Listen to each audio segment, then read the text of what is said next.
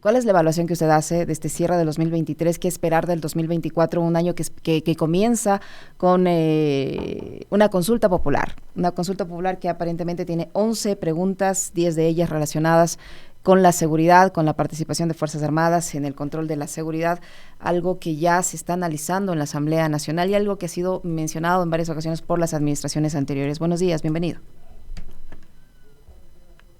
Encienda su micrófono, por favor. ¿Ahí me escuchan? Ahí le ¿Aló? ¿Me escuchamos. escuchan? Sí, sí le Ok. escuchamos. Primeramente, muchas gracias por esta entrevista. Qué gusto me da verlos. Licenia, Alexis. Por medio de ustedes, un abrazo a la patria. Mis más sinceros deseos que el 2024 sea mejor, pero eso depende mucho de nosotros. Ya de superar tanta inmadurez democrática, tanta novelería.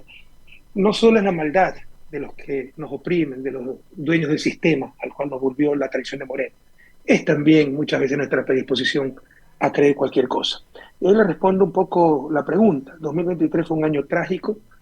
Ecuador es un gran ejemplo de la diferencia entre un gobierno y un mal gobierno. 7 años han tratado de legitimar lo que ha hecho mi gobierno, que dejamos sobreendeudado al país, que fuimos sortudos con altos precios del petróleo, que hicimos pacto con el narcotráfico. La verdad es que no pueden ocultar el avance de 10 años del país. Y ahora dejamos al país como el segundo más seguro de América Latina. Ahora vamos a terminar entre los 5 más violentos del mundo. Dejamos al país con 5.6, 5.8 homicidios por cada 100.000 habitantes. Vamos a llegar a los 42 homicidios por cada 100.000 habitantes. Dejamos al país con 900 homicidios intencionales, asesinatos por año en términos absolutos. Hemos superado los 7.000. O sea, eso no se ha visto en época de paz. Es la destrucción más rápida que he visto de un país, sin bloqueo, sin guerra, etcétera. ¿Y cuál es la diferencia? Un buen gobierno y un mal gobierno. Multiplica eso por 200 años, diferencias mucho menores, pero por 200 años de república y entenderá por qué hay países desarrollados y por qué países subdesarrollados. De todos modos, el 2021 que estábamos bien, eran 26 homicidios por cada 100.000 habitantes y era 4, 5 veces más el nivel en que yo dejé el país, 4 veces más. Y con Moreno era lo mismo, ¿no? Entonces esto empezó del 2017, cuando el odio prevaleció y trataron de eliminar una corriente política, como trataron de hacer con Abdalá Bucaram, por ejemplo, con la diferencia que Abdalá Bucaram salió corriendo a los 6 meses de gobierno con 10% de apoyo popular y un fracaso total. Yo me cansé de ganar elecciones y hemos sido el gobierno más popular de la historia reciente del país. Entonces no podrán con nosotros, pero qué daño que le han hecho a la patria. ¿Cuáles son las perspectivas? Mira, yo trato siempre de ser optimista, mantener la alegría. No son los momentos más fáciles para mí en lo personal, porque veo la destrucción de mi patria, la persecución que he sufrido, que han sufrido mis compañeros. Trato de guardar la alegría, el optimismo, sé que hay pruebas mayores, pero no quiero engañarme ni engañar. Yo no veo muchas perspectivas. No voy a caer en la novelería de que el joven, gente nueva, es el mismo producto del sistema, es alguien que mintió durante campaña, sigue mintiendo. Estamos esperando que suban las pensiones jubilares al salario mínimo, que dijo que era demasiado alto. Eso es un imposible, lo saben, pero nos ganó 3-1 entre los jubilados por esa mentira. Porque hay gente que cree esa barbaridad. Estamos esperando las cárceles flotantes a 80 millas de la costa. Estamos esperando el plan Fénix con los robocalls, los drones y todo eso. Todos sabían que era mentira. Y votan por las novelerías. Pese a que pueden comparar del 2007 al 2017. Por supuesto, estoy siendo injusto con casi los 5 millones de votos que hemos tenido, ¿no? Pero créame, esto le puede caer antipático a mucha gente. No me digan si soy simpático o antipático, si estoy equivocado o no.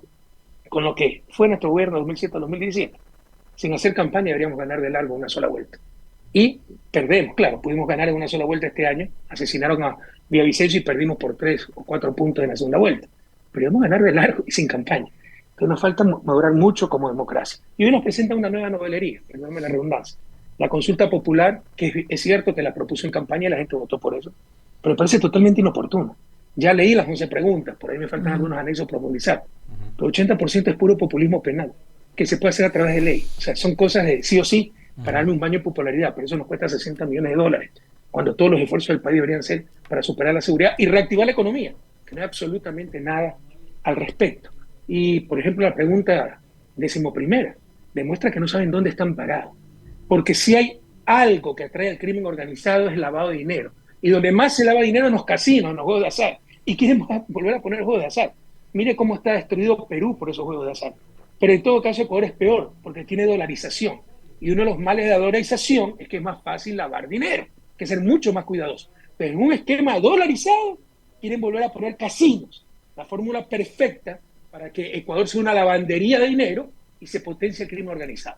Si me preguntan a mí, creo que es una consulta totalmente inoportuna, con preguntas, la mayoría de ellas totalmente intrascendentes, que se pueden hacer vía reforma en asamblea, pero quieren hacer marketing político con los recursos del pueblo ecuatoriano, y con preguntas tremendamente peligrosas, es así, porque es opinión pública, como ya le hice con los toros, ¿ya? Pero preguntarle a la gente si quiere volver a los juegos de azar, a los casinos, pero tremendamente peligrosa, cuando el principal problema del país es la violencia, el narcotráfico, el crimen organizado, y la principal forma de lavar dinero, no, pregunta a cualquiera que conozca de esto, es por medio de los casinos. Presidente, primero igual saludarle, desearle lo mejor en este 2024. El tema de los casinos se resolvió en una consulta a la que usted también convocó al pueblo ecuatoriano, mayo del 2011.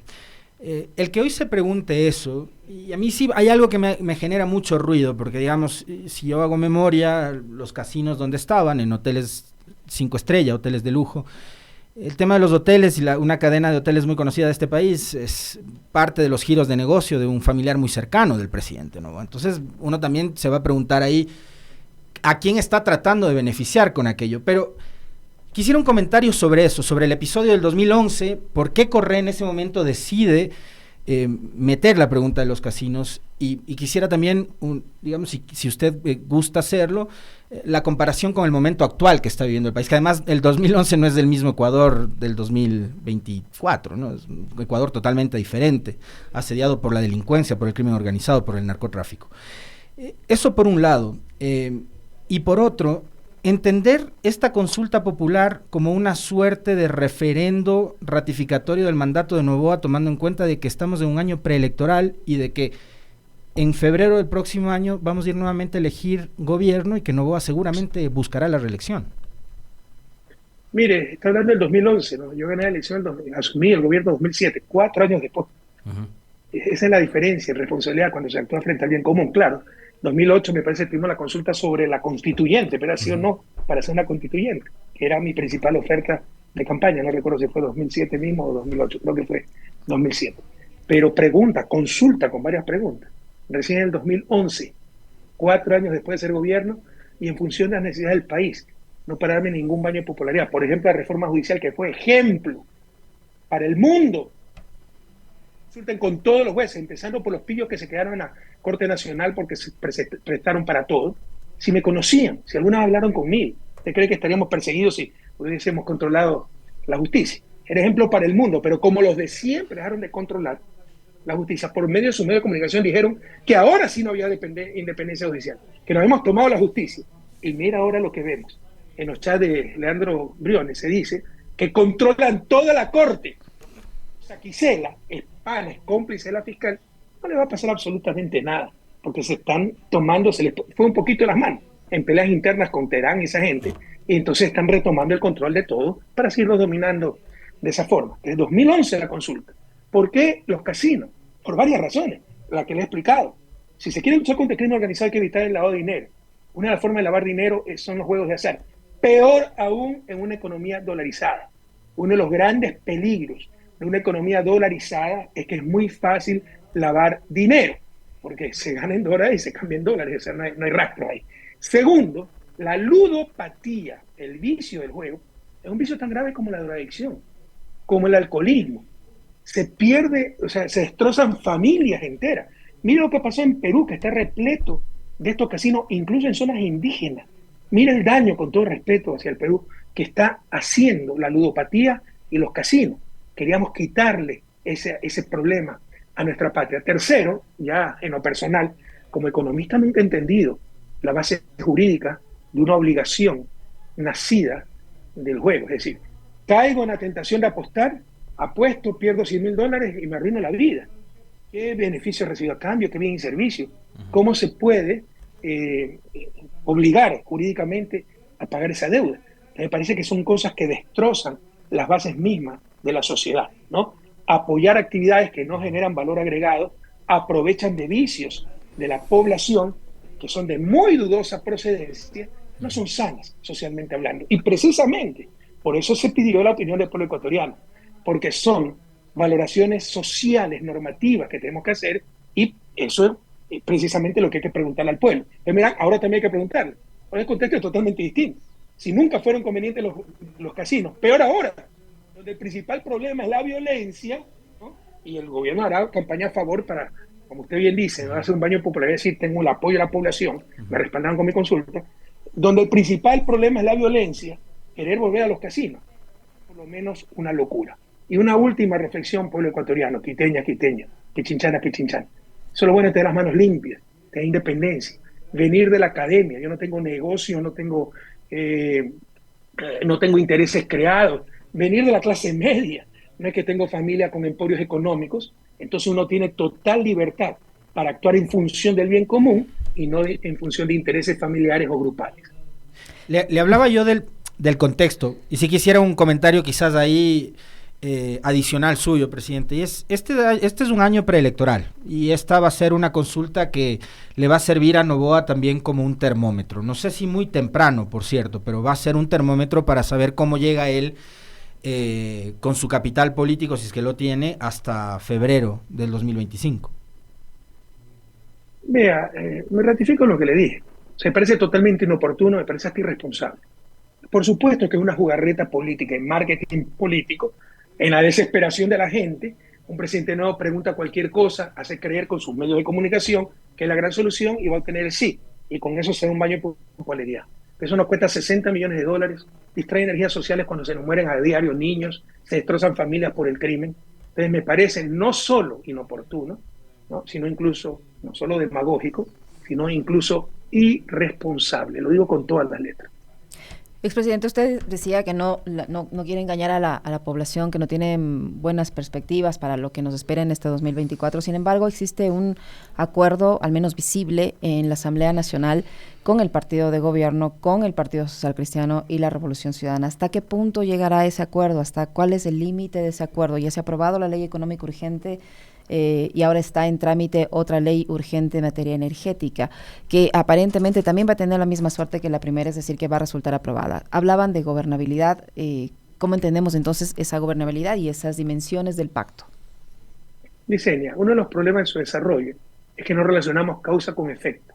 En el año 2018, nuevamente si la memoria no me falla, me está fallando, en las jugarretas de Marapuala Romo, que mire las declaraciones de Ernesto Palmiño, el ministro de Justicia Moreno, cómo acordaron en gabinete la persecución, poner a la fiscal sin concurso, ya estaba determinada, poner a los jueces en la sala penal, todo para perseguir al correísmo, ¿no? Pero en el año 2018 hicieron una jugarreta más con las mayorías que tuvieron. Cambiaron la ley de asignación de escaños.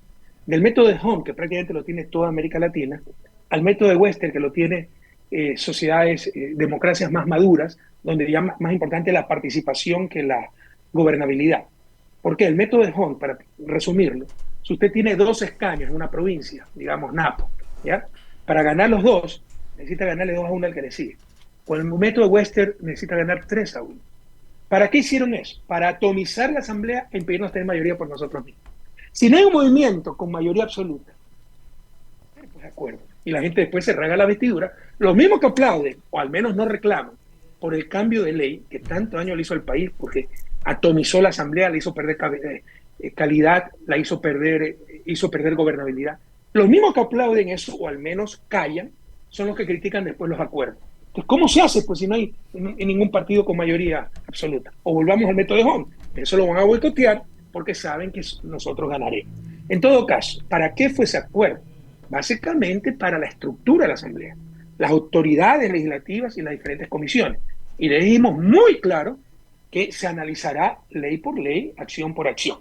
Pasó la ley económica urgente. Lo que no se dice es que nosotros impedimos que eso sea también para los familiares, pues, del presidente y los legisladores que aprobaban la ley. Porque el principal deudor del Estado, el del SRI, es el grupo Noboa, pues, del presidente. Y querían hacer la remisión tributaria para todo el mundo.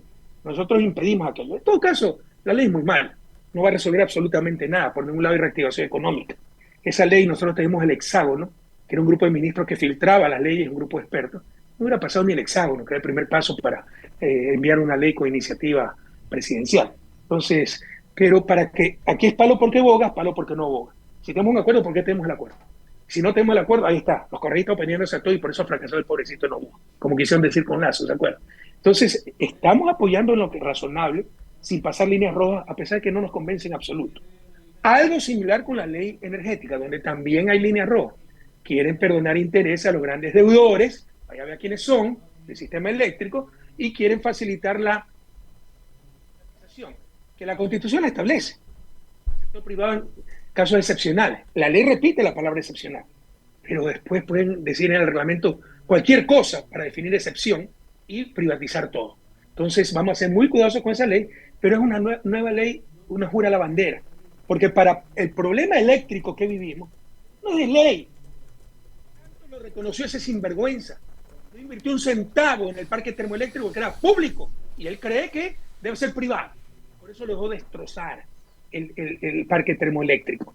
Lo mismo en general el sistema eléctrico. Entonces la cuestión es dar recursos, invertir, recuperar el parque termoeléctrico, acabar, por ejemplo, Toachi Pilatón, que está en las estribaciones occidentales de la cordillera, ¿no? Si hay sequía en la estribación oriental, no lo hay en las estribaciones occidental, y estamos en el 90% avanzado. En 7 años no han podido acabar 10% de esa hidroeléctrica. Nosotros en 10 años hicimos 8 hidroeléctricas, casi una por año. Esta gente en 7 años no ha podido hacer 10% de una hidroeléctrica. Ahí están las soluciones, no una cuestión de ley. Pero bueno, nuevamente, para que no digan, para evitar que digan que nos oponemos a todo, que por culpa de Correísmo fracasó Novoa, vamos a apoyar en todo lo que sea posible. Pero eso sí, no permitiremos, como en el caso de la ley económica urgente, que se traspasen líneas rojas. Hay la duda en este momento, volviendo al tema de seguridad. Presidente, usted habrá revisado, como nosotros, todos y cada uno de los estudios de opinión y las encuestas, preguntas que se le hacen a la gente de todas las firmas, tienen una prioridad, y es la seguridad. El presidente Noboa ganó con la promesa del Plan Fénix. Usted algo se refirió en la primera respuesta a este tema, pero todavía la duda sigue siendo ¿qué es el Plan Fénix? Y yo, más allá de saber si hay o no hay el Plan Fénix, que ni usted ni nosotros sabemos si existe o no existe, me daría la impresión de que en realidad no existe, pero por cómo dejó el país Lazo, por cómo el Estado abandonó el territorio nacional, las fronteras, cómo volaron radares y nos hemos quedado completamente desprotegidos, un gobierno responsable, ¿qué medida urgente debería tomar? Urgente, pero práctica. No voy a construir cárceles barcazas o cosas por el estilo, sino una medida urgente pero práctica para empezar a resolver los problemas de la inseguridad. Usted mencionó lo de Lazo, ¿no? El caso de narcopolítica más importante de la historia del país, el caso del Gran Padrino, que la fiscal no lo ha movido en absoluto. Ahí están las consecuencias, ¿no? Sufrimos las consecuencias de esas malas autoridades, ¿no? Y nos desvían la atención con el caso Metástasis y tanta tontería. Vea, yo le voy a decir algo con mucho dolor, porque no me gusta decir, pero es verdad. No es mentiroso. Mintió en la campaña, sigue mintiendo ahora. Es estúpido pedirle que en 5 semanas, creo que lleva en el gobierno, resuelva el problema de la violencia. Pero igual de estúpido decir que su plan Fénix ha sido todo un éxito. Cuando hizo esto del caso Metástasis, la fiscal, que es terrible, un atropello de derechos humanos, nos gusta o no nos gusta, le gusta escuchar esto o no. Ay, que la corrupción en el sistema judicial, pero el sistema judicial que ellos mismos pusieron, de cual ellos mismos son parte, es una pelea entre compadres y todo es selectivo. Se mete preso a los vocales del Consejo de Judicatura para apoderarse del Consejo de Judicatura por los chats que están indirectos en el teléfono de Leandro Norero, y nunca abrieron el teléfono de Fernando Villavicencio, por ejemplo, si es tan importante un teléfono, porque lo abren y no los otros, ¿no? Pero no meten preso a Diego Ordóñez, secretario de Seguridad de Lazo, que está directamente implicado, sin lugar a dudas, en los teléfonos de Leandro Norero. Entonces, demasiado descarado el asunto, pero la gente se da a convencer de esas tonterías. Entonces, así como no es posible en 5 semanas decirle al presidente Noboa que resuelve el problema de la violencia, también es tonto decir que en 5 semanas su plan Fénix es un éxito rotundo. No existe plan Fénix, es mentira. Quiso aprovecharse el caso Metástasis para, como surfista, subirse en la ola y resultó muy mal, porque tuvimos un diciembre demasiado violento. Eso le pasa por mentiroso. Tenemos un presidente que miente, y miente bastante. Mintió en campaña, mintió en el debate, dio cifras disparatadas y sigue mintiendo de la presidencia de la República diciendo que ya está en vigencia el plan Fénix, lo cual no es verdad, y peor aún que ha sido un éxito.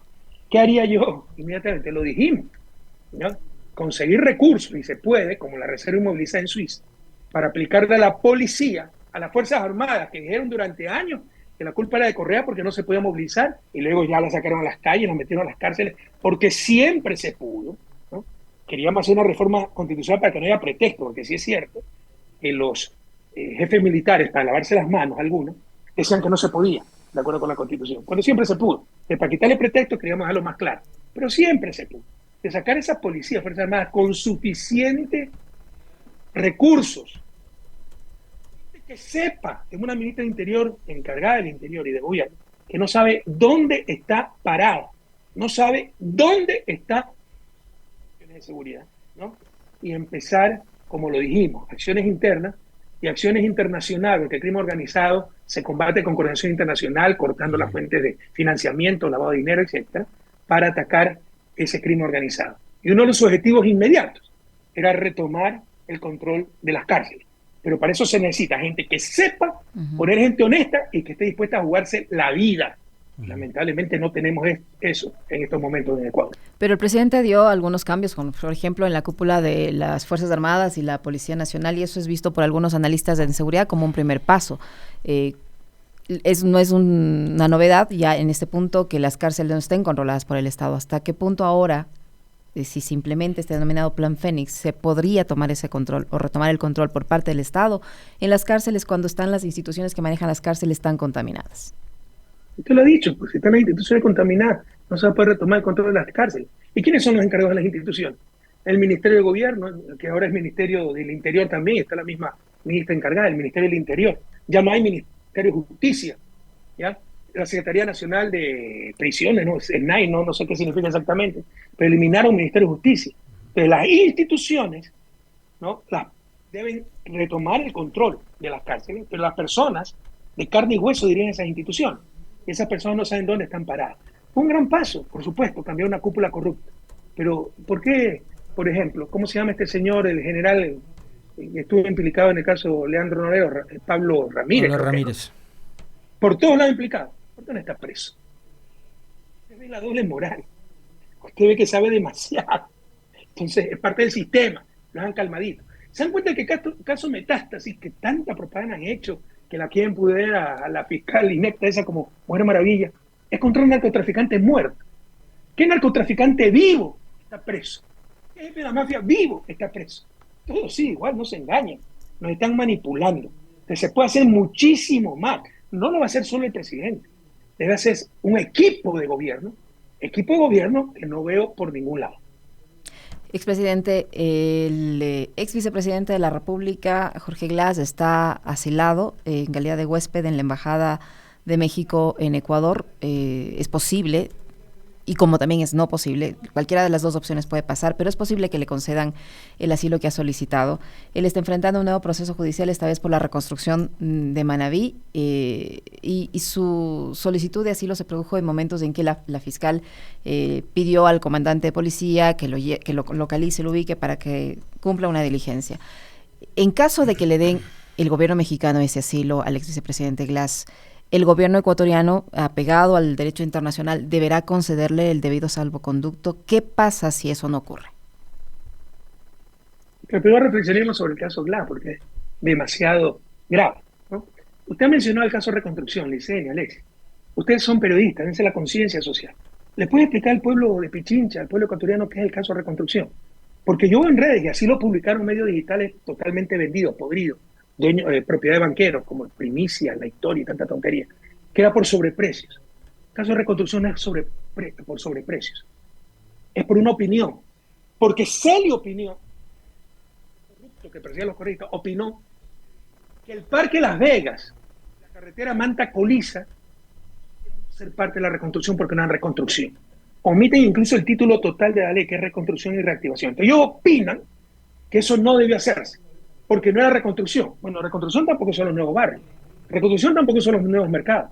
Reconstrucción tampoco son los puertos artesanales que se hicieron, ¿no? Entonces, ni siquiera son consistentes. Además son selectivos, porque Jorge Glass no manejaba 20 centavos. Es el Comité de Reconstrucción, donde estaba también el alcalde de Puerto Viejo, Agustín Casanova, y el prefecto maravillense, entonces Mariano Zambrano. Pero como pactaron con Moreno, ya los implicaron solo a los funcionarios correístas. O sea, es un horror ese caso, por el amor de Dios. A reaccionar por el ecuatoriano no es que se trate de contra los correístas o no.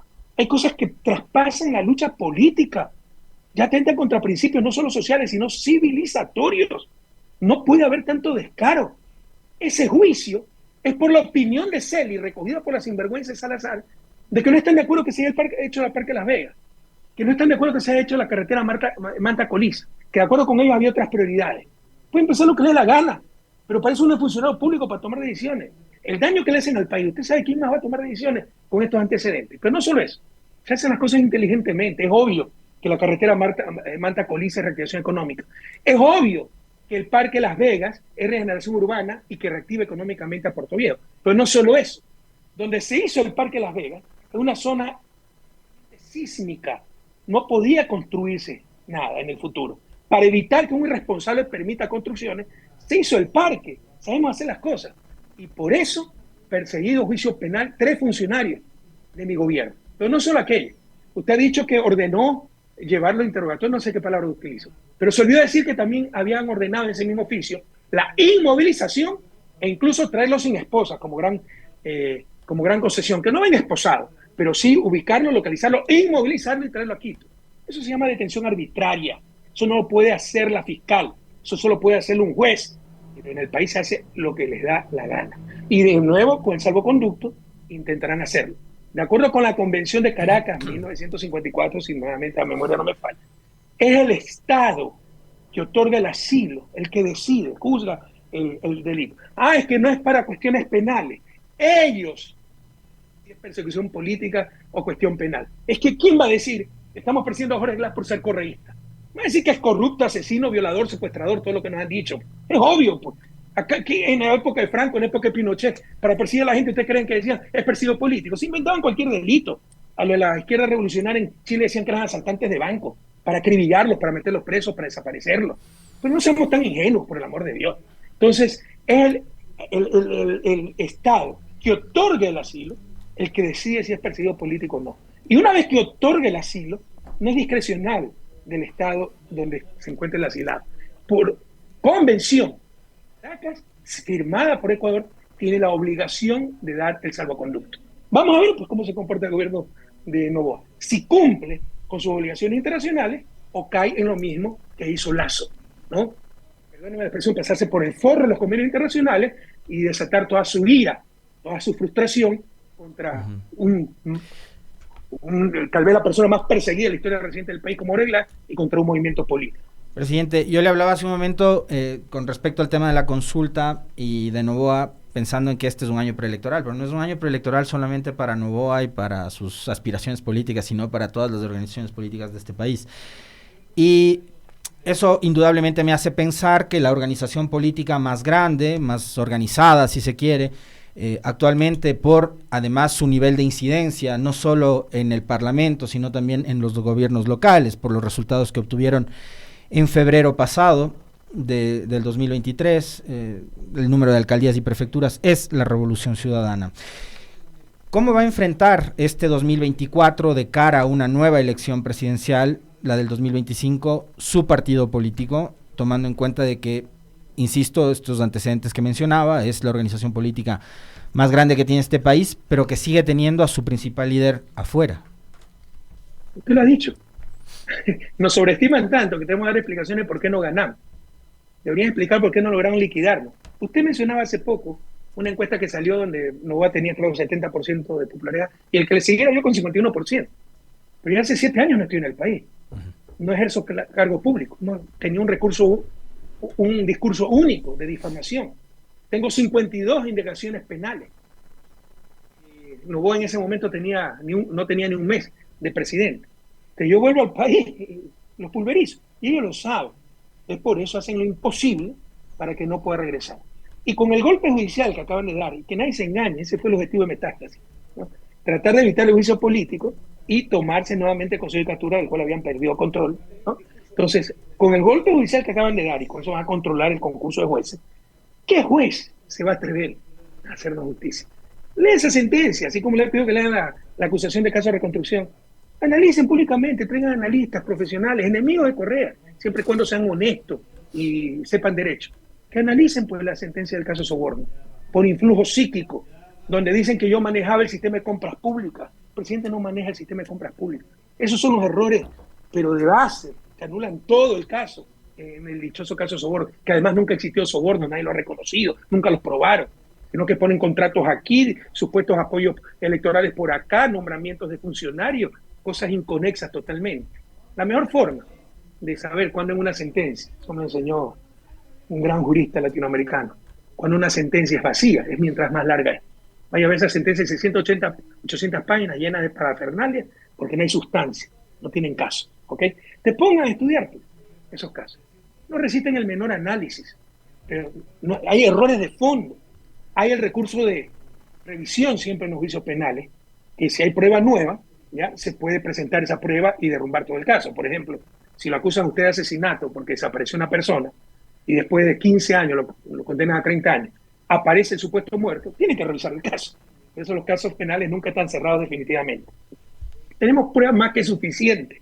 Pruebas sobre el cuaderno, pruebas sobre la manipulación de los archivos, pruebas de que nosotros manejamos el sistema de contratación pública, pruebas de que siempre existió el Fondo de Solidaridad de la Presidencia, que dijeron que era mentira y que la plata, $6,000 que había recibido el préstamo eran fruto de soborno. Pero nunca nos van a dar la revisión con el golpe judicial que han hecho. Y ya no esperamos justicia dentro de todo. Vendrá la justicia a nivel internacional, lamentablemente eso demora, ¿no? Entonces, no estamos en el país. Deberían explicar cómo es que no nos han aniquilado.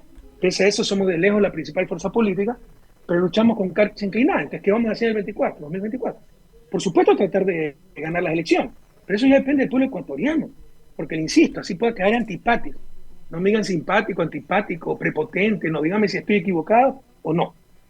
Con lo que nosotros hicimos del 2007 al 2017, que todavía se estudia en las universidades norteamericanas, universidades europeas, les puedo mandar pruebas de aquello, de nuestras políticas fiscales, de nuestras políticas energéticas, etcétera, ¿no? Sin campaña, de largo las elecciones, y no las ganamos. O sea, ya no es maldad de nuestros adversarios, que algo también pasa en nosotros, nos dejamos engañar muy fácilmente.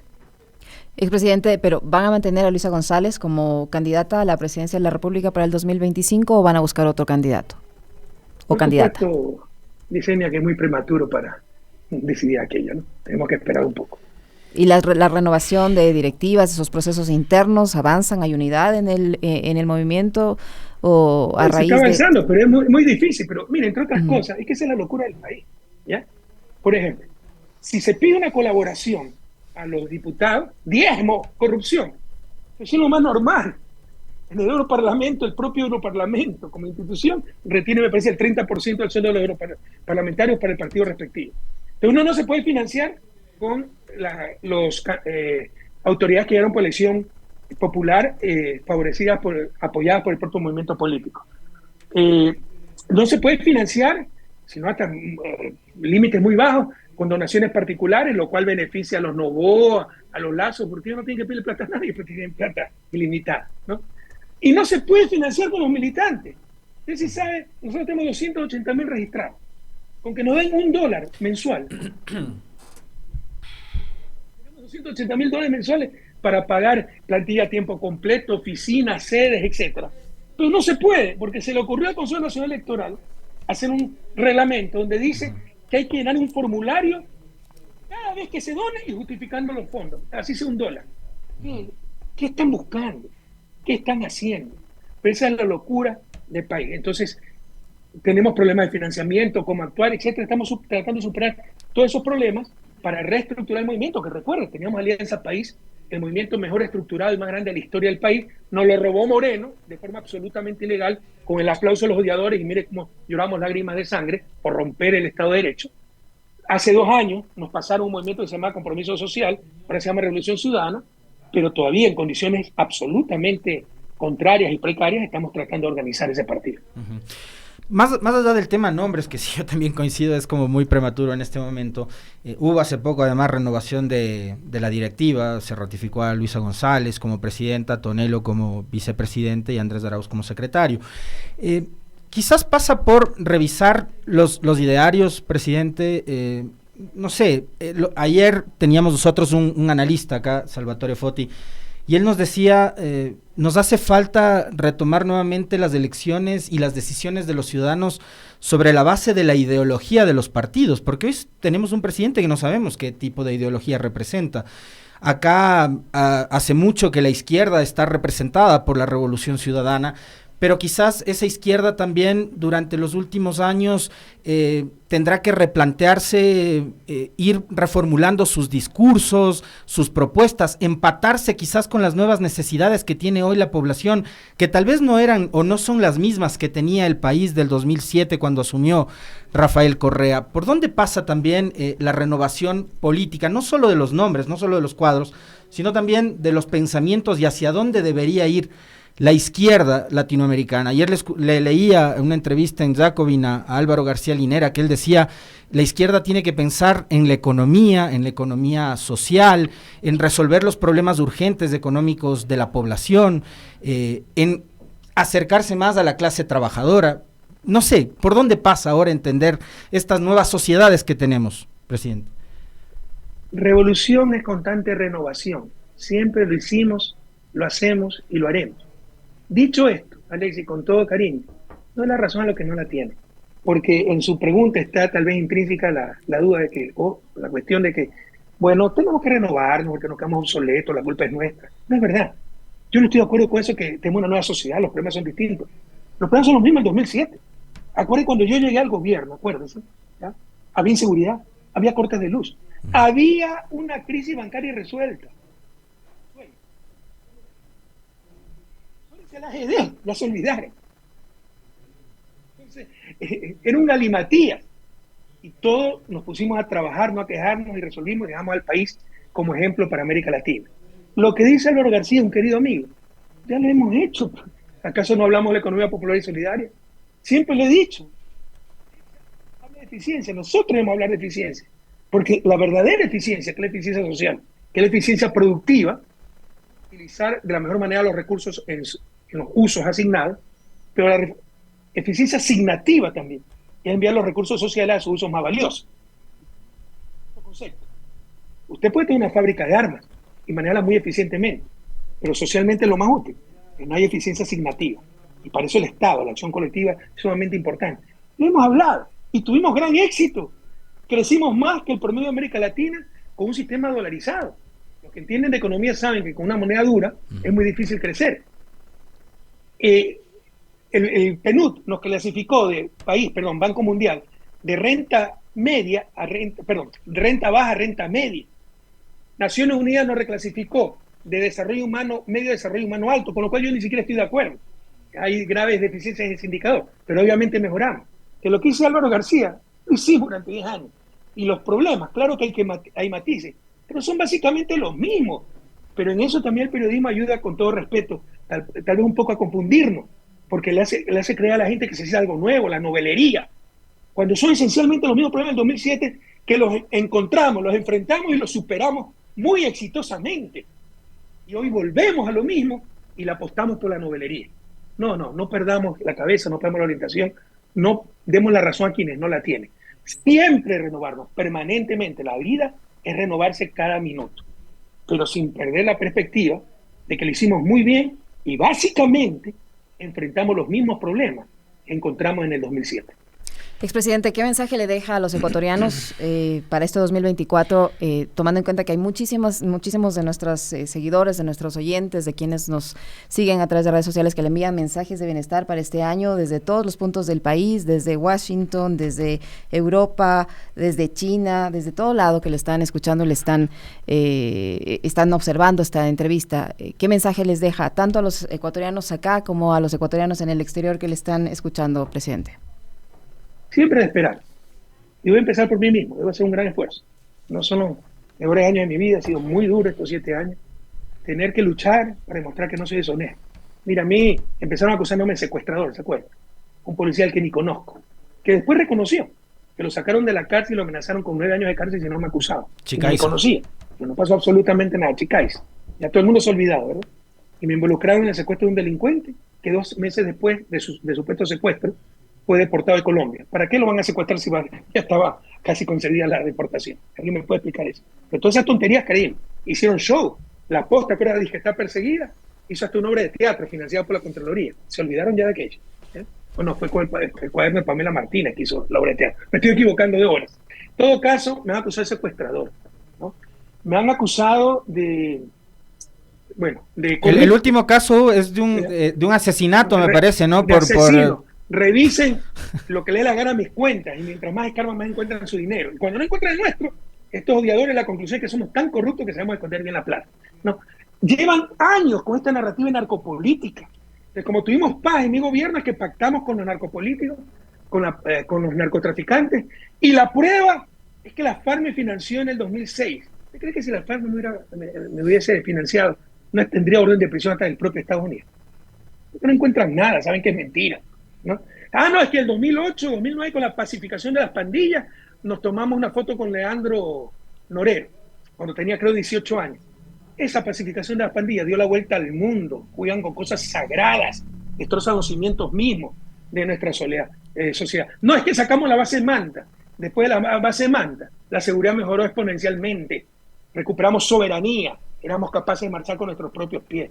Pero ahora somos narcopolíticos y repiten la misma tontería de que no, que nos chade Leandro Moreno, no, ¿cómo se llama este? Leandro Norero, ¿no? Me mencionan que en agosto me va a ver una señora Salazar, como la Fernanda Vargas, en agosto de 2022, en México, ¿no? Y que saluden al Machi. Yo en agosto del 2022 no sé ni que existía María Fernanda Vargas, le puede preguntar a ella, recién nos conocimos, me parece, en octubre, en Venezuela. Pero ya es verdad. Y eso es lo que repite la prensa. No que Diego Ordóñez hablaba directamente con Leandro Norero, no que Pablo Ramírez lo trataba como rey en las cárceles a este narcotraficante. Y así nos manipulan día y noche. Entonces no son los momentos más fáciles de mi vida, perdonen en la digresión, pero siempre hay que mantener el optimismo, sobre todo ustedes, queridos, y yo tengo que hacer un esfuerzo. Y cuando yo no puedo empujarlo, empujen ustedes, ¿no? Porque uno es de carne y hueso y se cansa. Y se desanima alguna vez. Y dice, bueno, buscaron eso, ya quédense con eso. Dejamos al país como el segundo más seguro de América Latina. Hoy somos los 5 más violentos del mundo y hay gente que aplaude eso, ya que guasta. Dejamos al país como exportador de energía. Hoy volvemos a los cortes de luz, a importar energía, ya que le vamos a hacer. Dejamos al país como ejemplo de América y del mundo. Y somos el mal ejemplo de América y del mundo. Entonces, cuando yo me canse, empujen. Pero mientras tanto, pues mientras me den mi fuerza, mi escasa fuerza, siempre trataré de transmitir optimismo, esperanza, con los pies bien puestos sobre la tierra. No son épocas fáciles, yo no tengo ninguna fe en este gobierno, ya estoy viejo para engañarme. Tenemos un muchacho, hijo rico, que quiso ser presidente, más o menos como Lazo, con la diferencia de edad, está totalmente impreparado para el cargo, miente, no da pie con bola, tiene un equipo de pésima categoría, pero habrá que arrimar el hombro para evitar mayor sufrimiento y con la esperanza de que la gente recapacite y sepa que la solución está en sus manos. Retomar esa época de tanta prosperidad, de tanta alegría, de tantos colores, de tanta soberanía, de tanta dignidad, de tanta justicia, como fue la década del 2007 al 2017. Así que a todas y a todos, un gran 2024 y a no perder la esperanza con los pies, insisto, bien puestos sobre la tierra.